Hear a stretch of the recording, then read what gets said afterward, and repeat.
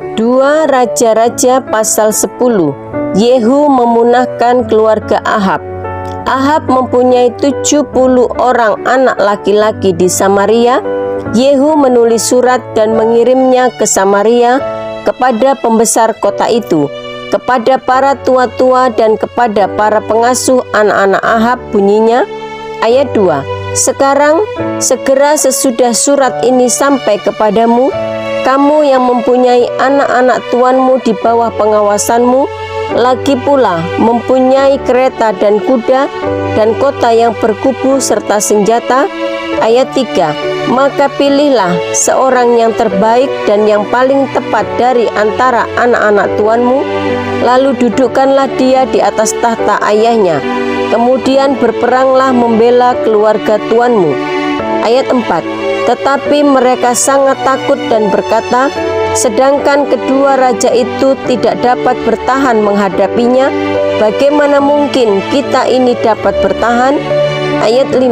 Sebab itu kepala istana dan kepala kota, juga para tua-tua dan para pengasuh mengirim pesan kepada Yehu. Bunyinya, kami ini hamba-hambamu, dan segala yang kau katakan kepada kami akan kami lakukan. Kami tidak hendak mengangkat seseorang menjadi raja. Lakukanlah apa yang baik menurut pemandanganmu. Ayat 6. Kemudian Yehu menulis surat untuk kedua kalinya kepada mereka. Bunyinya, jika kamu memihak kepadaku dan mau menurut perkataanku, ambillah kepala anak-anak tuanmu dan datanglah kepadaku besok kira-kira waktu ini ke Yisrael. Adapun ke-70 anak raja itu tinggal bersama-sama orang-orang besar di kota itu yang mendidik mereka. Ayat 7. Tak kala surat itu sampai kepada mereka, mereka mengambil anak-anak raja itu, menyembelih ke-70 orang itu, menaruh kepala orang-orang itu ke dalam keranjang dan mengirimkan semuanya kepada Yehu di Yisrael. Ayat 8. Ketika suruhan datang memberitahukan kepadanya, telah dibawa orang kepala anak-anak raja itu. Berkatalah Yehu, susunlah semuanya menjadi 2 timbunan di depan pintu gerbang sampai pagi. Ayat 9. Pada paginya keluarlah Yehu, berdirilah ia, lalu berkata kepada segenap orang banyak, kamu ini tidak bersalah. Memang akulah yang telah mengadakan persepakatan melawan tuanku dan telah membunuh dia. Tetapi semua orang ini, siapakah yang membunuh mereka? Ayat 10. Ketahuilah sekarang bahwa firman Tuhan yang telah diucapkan Tuhan tentang keluarga Ahab tidak ada yang tidak dipenuhi. Tuhan telah melakukan apa yang difirmankannya dengan perantaraan Elia hambanya. Ayat 11.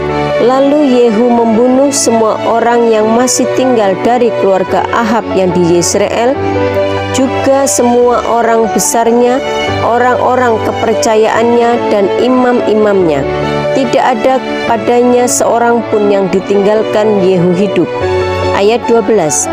Kemudian bangkitlah Yehu pergi ke Samaria, di jalan dekat Bet Eken, perkampungan para gembala.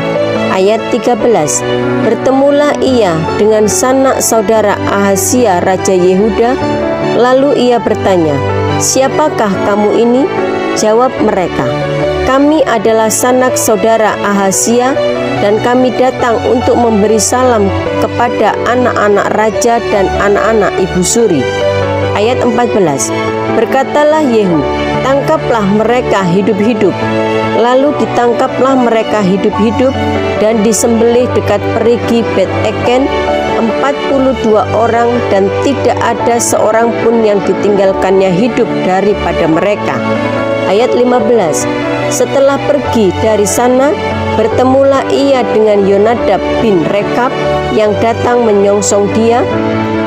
Ia memberi salam kepadanya serta berkata, apakah hatimu jujur kepadaku seperti hatiku terhadap engkau? Jawab Yonadab, ya, jika ya, berilah tanganmu. Maka diberikannyalah tangannya, lalu Yehu mengajak dia naik ke sampingnya ke dalam kereta. Ayat 16. Berkatalah Yehu, marilah bersama-sama aku supaya engkau melihat bagaimana giatku untuk Tuhan. Demikianlah Yehu membawa dia dalam keretanya. Ayat 17. Setelah Yehu sampai di Samaria, maka ia membunuh semua orang yang masih tinggal dari keluarga Ahab di Samaria. Ia memunahkannya sesuai dengan firman yang diucapkan Tuhan kepada Elia. Yehu menghapuskan penyembahan Baal. Ayat 18. Kemudian Yehu mengumpulkan seluruh rakyat, lalu berkata kepada mereka, adapun Ahab masih kurang beribadah kepada Baal, tetapi Yehu mau lebih hebat beribadah kepadanya. Ayat 19. Oleh sebab itu, panggillah menghadap aku semua nabi Baal, semua orang yang beribadah kepadanya, dan semua imamnya.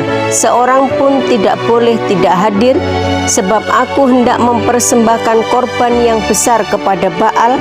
Setiap orang yang tidak hadir tidak akan tinggal hidup.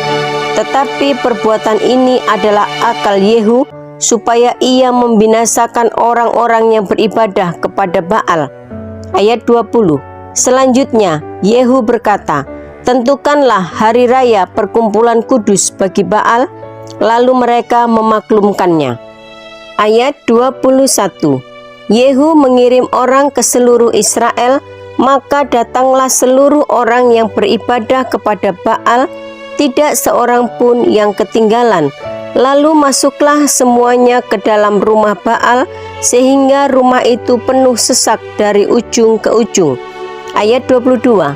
Kemudian berkatalah Yehu kepada orang yang mengepalai gudang pakaian, keluarkanlah pakaian untuk setiap orang yang beribadah kepada Baal. Maka dikeluarkannyalah pakaian bagi mereka. Ayat 23. Sesudah itu, masuklah Yehu dan Yonadab bin Rekab ke dalam rumah Baal.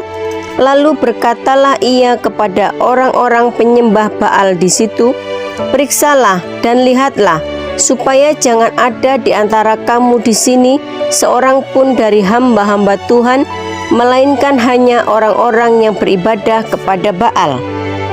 Ayat 24. Lalu masuklah mereka untuk mempersembahkan korban sembelihan dan korban bakaran. Adapun Yehu telah menempatkan 80 orang di luar dan telah berkata, siapa yang membiarkan lolos seorang pun dari orang-orang yang kuserahkan ke dalam tanganmu, nyawanya lah ganti nyawa orang itu. Ayat 25. Setelah Yehu selesai mempersembahkan korban bakaran, berkatalah ia kepada bentara-bentara dan kepada perwira-perwira, masuklah, bunuhlah mereka, seorang pun tidak boleh lolos. Maka dibunuhlah mereka dengan mata pedang, lalu mayatnya dibuang. Kemudian masuklah bentara-bentara dan perwira-perwira itu ke gedung rumah Baal. Ayat 26. Mereka mengeluarkan tiang berhala rumah Baal itu lalu dibakar. Ayat 27. Mereka merobohkan tugu berhala Baal itu, merobohkan juga rumah Baal dan membuatnya menjadi jamban. Begitulah sampai hari ini. Ayat 28. Demikianlah Yehu memunahkan Baal dari Israel. Ayat 29. Hanya Yehu tidak menjauh dari dosa-dosa Yerobeam bin Nebat yang mengakibatkan orang Israel berdosa pula, yakni dosa penyembahan anak-anak lembu emas yang di Betel dan yang di Dan. Ayat 30. Berfirmanlah Tuhan kepada Yehu, oleh karena engkau telah berbuat baik dengan melakukan apa yang benar di mataku, dan telah berbuat kepada keluarga Ahab tepat seperti yang dikehendaki hatiku, maka anak-anakmu akan duduk di atas tahta Israel sampai keturunan yang keempat. Ayat 31. Tetapi Yehu tidak tetap hidup menurut hukum Tuhan Allah Israel dengan segenap hatinya. Ia tidak menjauh dari dosa-dosa Yerobeam yang mengakibatkan orang Israel berdosa pula. Ayat 32. Pada zaman itu, mulailah Tuhan menggunting daerah Israel, sebab Hazael mengalahkan mereka di seluruh daerah Israel. Ayat 33. Di sebelah timur sungai Yordan, dengan merebut seluruh tanah Gilead, tanah orang Gad, orang Ruben, dan orang Manasye, mulai dari Aroer yang di tepi sungai Arnon, baik Gilead maupun Basan. Ayat 34. Selebihnya dari riwayat Yehu dan segala apa yang dilakukannya, segala kepahlawanannya, bukankah semuanya itu tertulis dalam kitab sejarah raja-raja Israel? Ayat 35. Kemudian Yehu mendapat perhentian bersama-sama dengan nenek moyangnya, dan ia dikuburkan di Samaria, maka Yoahaz anaknya menjadi raja menggantikan dia. Ayat 36. Adapun lamanya Yehu menjadi raja atas Israel di Samaria adalah 28 tahun. 2 Raja-Raja pasal 11. Atalia dibunuh dan Yoas menjadi raja. Ketika Atalia, ibu Ahazia, melihat bahwa anaknya sudah mati, maka bangkitlah ia membinasakan semua keturunan raja. Ayat 2. Tetapi Yoseba, anak perempuan Raja Yoram, saudara perempuan Ahazia, mengambil Yoas bin Ahazia, menculik dia dari tengah-tengah anak-anak raja yang hendak dibunuh itu, memasukkan dia dengan inang penyusunya ke dalam gudang tempat tidur, dan menyembunyikan dia terhadap Atalia, sehingga dia tidak dibunuh. Ayat 3. Maka tinggallah dia 6 tahun lamanya bersama-sama perempuan itu dengan bersembunyi di rumah Tuhan, sementara Atalia memerintah negeri. Ayat 4. Dalam tahun yang ke-7, Yoyada mengundang para kepala pasukan 100 dari orang Kari dan dari pasukan bentara penunggu. Disuruhnyalah mereka datang kepadanya di rumah Tuhan, lalu diikatnya perjanjian dengan mereka dengan menyuruh mereka bersumpah di rumah Tuhan. Kemudian diperlihatkannya anak raja itu kepada mereka. Ayat 5. Sesudah itu ia memerintahkan kepada mereka, inilah yang harus kamu lakukan. Sepertiga dari kamu, yakni yang selesai bertugas pada hari Sabat di sini, tetapi mengawal di istana raja. Ayat 6. Sepertiga lagi ada di pintu gerbang Sur, dan sepertiga pula di pintu gerbang di belakang para bentara penunggu, haruslah mengawal di istana. Ayat 7. Dan kedua regu daripada kamu, yakni semua orang yang bertugas di sini pada hari Sabat dan mengawal di rumah Tuhan. Ayat 8. Haruslah mengelilingi raja dari segala penjuru, masing-masing dengan senjatanya di tangannya, dan siapa yang mendatangi barisan haruslah mati dibunuh. Dan baiklah kamu menyertai raja setiap kali ia keluar atau masuk. Ayat 9. Para kepala pasukan 100 itu melakukan tepat seperti yang diperintahkan Imam Yoyada, masing-masing mengambil orang-orang yang selesai bertugas pada hari Sabat bersama-sama dengan orang-orang yang masuk bertugas pada hari itu. Lalu datanglah mereka kepada Imam Yoyada. Ayat 10. Imam memberikan kepada para kepala pasukan 100 itu tombak-tombak dan perisai-perisai kepunyaan Raja Daud yang ada di rumah Tuhan. Ayat 11. Kemudian para bentara itu masing-masing dengan senjatanya di tangannya mengambil tempatnya di lambung kanan sampai ke lambung kiri rumah itu, dengan mengelilingi mezbah dan rumah itu untuk melindungi raja. Ayat 12. Sesudah itu Yoyada membawa anak raja itu keluar, mengenakan jejamang kepadanya dan memberikan hukum Allah kepadanya. Mereka menobatkan dia menjadi raja serta mengurapinya, dan sambil bertepuk tangan berserulah mereka, "Hiduplah raja!" Ayat 13. Ketika Atalia mendengar suara bentara-bentara penunggu dan rakyat, pergilah ia mendapatkan rakyat itu ke dalam rumah Tuhan. Ayat 14. Lalu dilihatnyalah raja berdiri dekat tiang menurut kebiasaan, Sedang para pemimpin dengan para pemegang nafiri ada dekat raja, dan seluruh rakyat negeri bersukaria sambil meniup nafiri. Maka Atalia mengoyakkan pakaiannya sambil berseru, "Khianat, khianat!" Ayat 15. Tetapi Imam Yoyada memerintahkan para kepala pasukan 100, yakni orang-orang yang mengepalai tentara, katanya kepada mereka, "Bawalah dia keluar dari barisan. Siapa yang memihak kepadanya, bunuhlah dengan pedang." Sebab tadinya imam itu telah berkata, "Janganlah ia dibunuh di rumah Tuhan." Ayat 16. Lalu mereka menangkap perempuan itu pada waktu ia masuk ke istana raja dengan melalui pintu bagi kuda. Dibunuhlah dia di situ. Ayat 17. Kemudian Yoyada mengikat perjanjian antara Tuhan dengan raja dan rakyat, bahwa mereka menjadi umat Tuhan, juga antara raja dengan rakyat. Ayat 18. Sesudah itu masuklah seluruh rakyat negeri ke rumah Baal, lalu merobohkannya.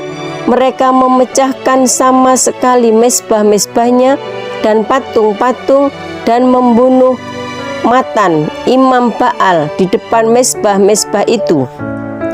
Kemudian Imam Yoyada mengangkat penjaga-penjaga untuk rumah Tuhan.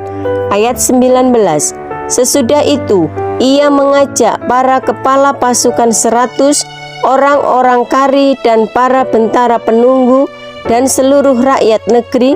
Lalu mereka membawa raja turun dari rumah Tuhan. Mereka masuk ke istana raja melalui pintu gerbang para bentara. Kemudian duduklah raja di atas tahta kerajaan. Ayat 20.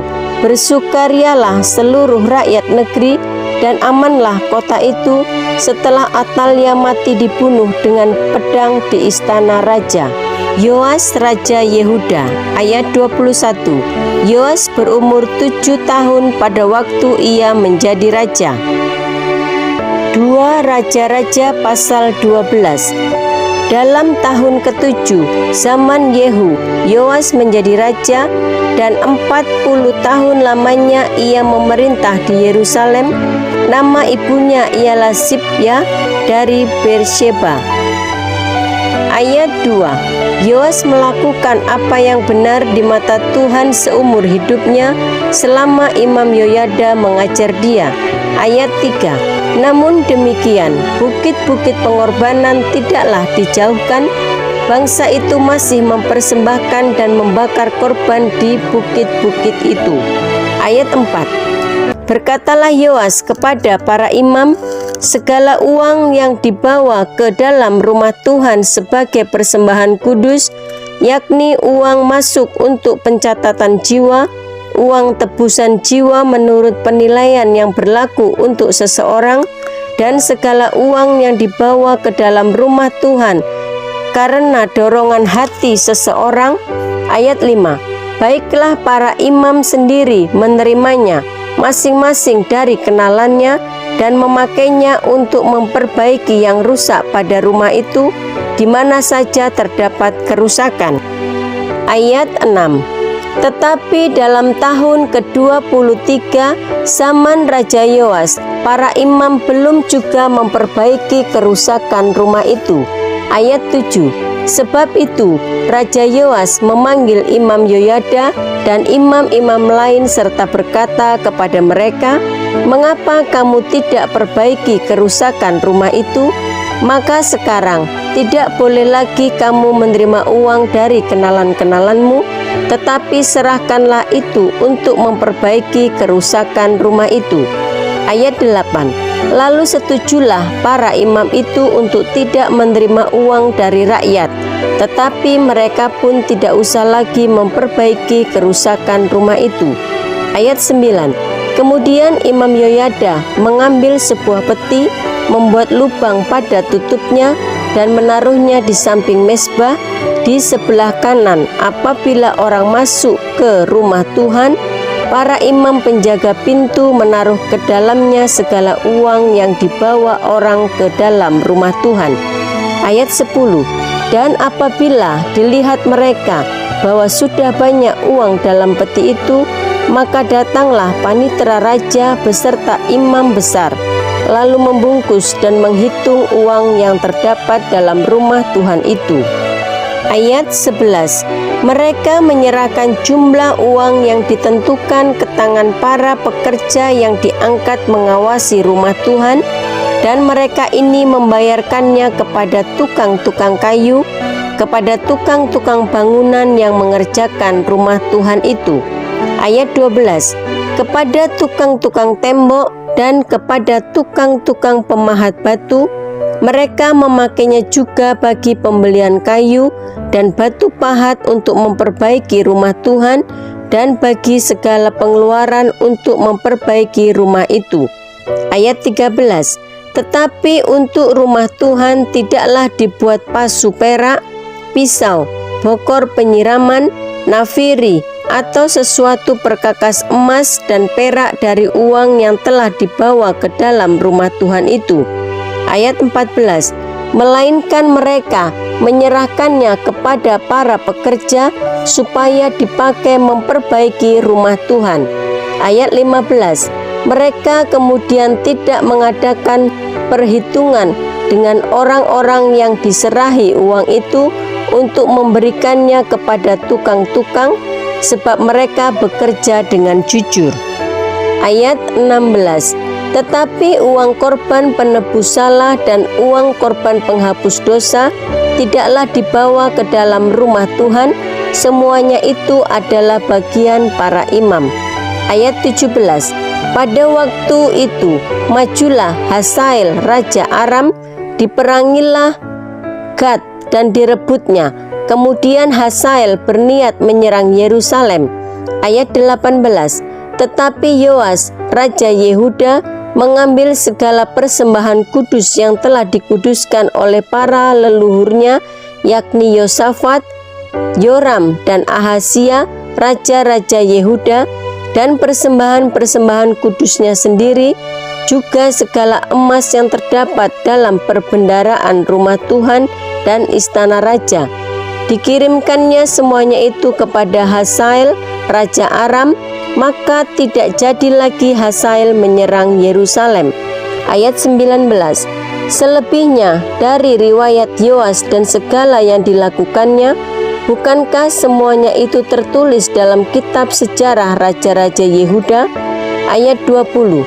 Pegawai-pegawainya bangkit mengadakan persepakatan, lalu membunuh Yoas di rumah Milo yang letaknya di penurunan ke Sila. Ayat 21. Yosakar anak Simeat dan Yokabat anak Somer ialah pegawai-pegawainya yang membunuh dia. Lalu ia dikuburkan di samping nenek moyangnya di kota Daud. Maka Amazia anaknya menjadi raja menggantikan dia.